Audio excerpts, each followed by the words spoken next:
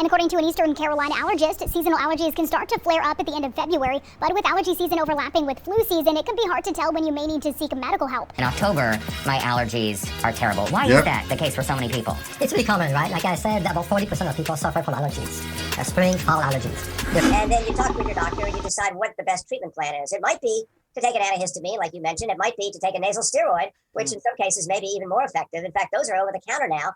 When you think of an allergy, most people think of a severe reaction with shortness of breath, rash, and swelling. But that extreme reaction is actually relatively rare. A more common situation is a low-grade food allergy with a more subtle, yet over the years, a very destructive reaction that stimulates changes that are degenerative in the body. I have never heard it described this way. So if you have a weakened immune system, your symptoms, your reactions to these allergens will be worse? Correct. A recent research article in New England Journal of Medicine listed 55 diseases that can be traced back to a food allergy. 55 diseases that can be traced back to a food allergy. Scientists are so preoccupied with Welcome back to Nutribulal.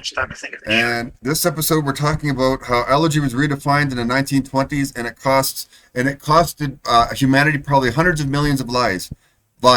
And why is that? Because it was redefined, and like the previous doctor said, to exclude most of the other concepts, to only include antigens and really overt, noticeable allergic reactions. But you'll see more. You know, if patients have seasonal nasal allergies, like they have itchy eyes, sneezing, nasal congestion, and it's triggered by pollen allergy, and the best way to tell about that, of course, is to do an allergy skin test. When you do an allergy skin test, then you can determine exactly what's triggering your symptoms. But he's going to recommend drugs here. You talk to your doctor and you decide what the best treatment plan is. It might be to take an antihistamine, like you mentioned. It might be to take a nasal steroid, which in some cases may be even more effective. In fact, those are over the counter now. That's only for the very nose effective for and patients with respiratory system. seasonal respiratory allergies. And ultimately, if those are not helping the patient's allergy immunotherapy or allergy shots, is a disease-modifying treatment that helps patients with allergies all the time. Shots.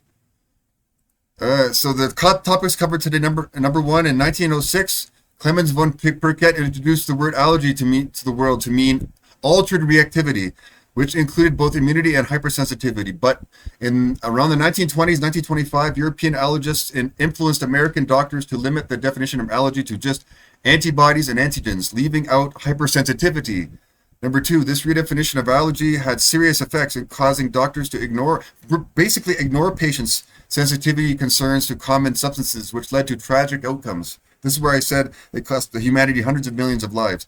The term hidden fits these allergies well, so as they went unnoticed after it gradually changed the definition, meaning of the word allergy. While some alternative health practitioners recognize these hidden allergies, the stigma around holistic and alternative medicine has led to its doubt, dismissing insights that could help patients. And here it is. Here's the article. You can look into it. I'll zoom in on it for you. Here, look, you see.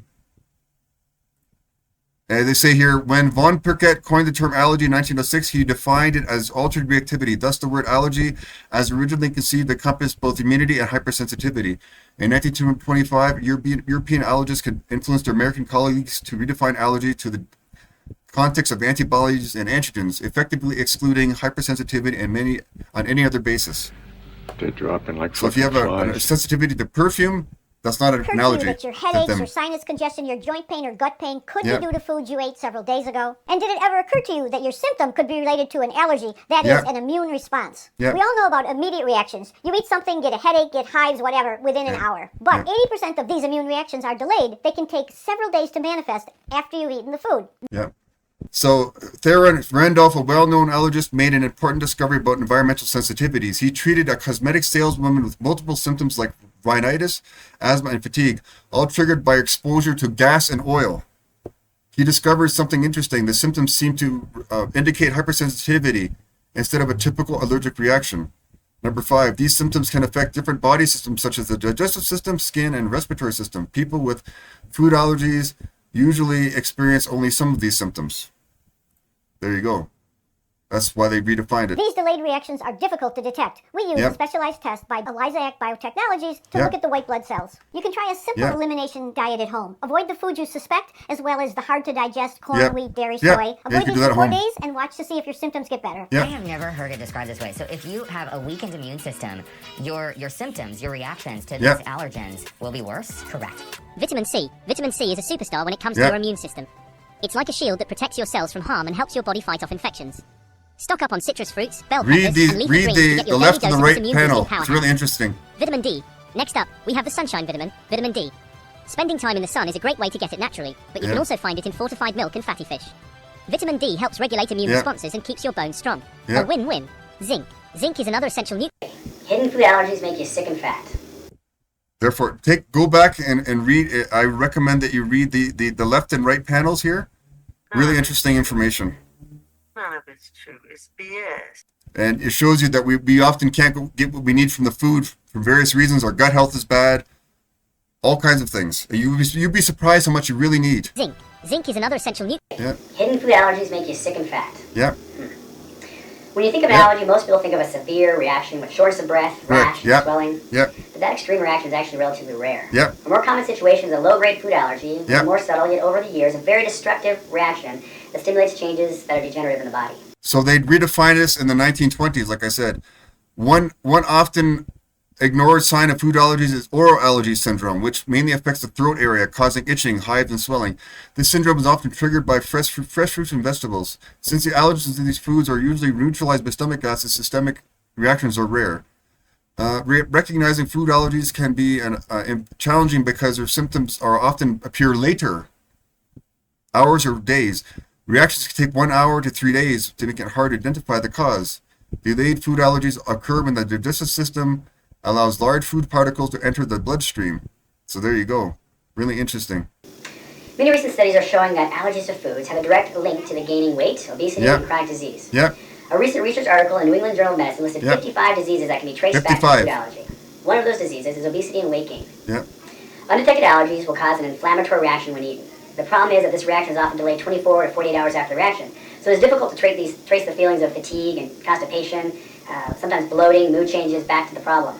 So the problem continues to grow out of control, and the long-term effects of out-of-control inflammation is the body leading to a multitude of diseases and illness, including that weight gain, the obesity, arthritis and pain, irritable bowel syndrome, really just to name a few. Most people eat foods that they're allergic to several times during the day, and eventually the inflammation will spread throughout the body. This creates an environment for chronic weight gain and disease. What happens with that inflammation is the gut wall gets swollen, inflamed, has a hard time dealing with the job of defending against invaders like other allergens and infections. They also have a difficult time absorbing nutrients from food. This compounds the problem. So like I said originally, you often don't experience these symptoms. Doctors aren't trained to see them either. Therefore, the topics covered. While allergies are a normal immune response, they can lead to various body-wide inflammation. And that's very common. If this inflammation persists, it may result in long-term health issues, and it's very common for that to happen. Number 9, biochemical differences in people often arise from unusual reactions to common foods. More than half of people have food allergies or sensitivities, and you likely experience this even more, close to 100% of you, the viewers of these videos. Yep, that's why you're here. About 30% of the population has a non-celiac gluten intolerance, where the immune system only attacks that gluten. This is a much more subtle reaction that can lead to long-term consequences if not uncovered and actually addressed. The other top undetected food allergies are dairy, corn, eggs, soy, nuts, and nightshades, which are plants like tomatoes, bell peppers, eggplant. Also found in citrus and yeast. Most physicians don't address this crucial issue when working up a patient with fatigue, weight gain, arthritis, or pain. Correct. And therefore, the best way to address this is take a look at the free symptom measure tool on the left there. We address all these concepts, being an orthomolecular nutritional service here. And even if you can't afford it, we'll do it for free if you help us spread the word about what we do. But it's low cost, and that symptom measure tool will show you what we can do for you, how we can assist you.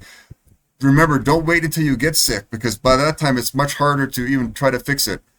Anyway, the main point here is that they changed the definition, the concept of allergy in the 1920s. And therefore, when you go to a doctor's office, like the previous videos said, they will often dismiss the trivial allergic reactions. They're mainly only looking for overt, like life-threatening ones in the acute pharmaceutical orientation they have. But anyway, if you like these videos, like and subscribe. I don't know why.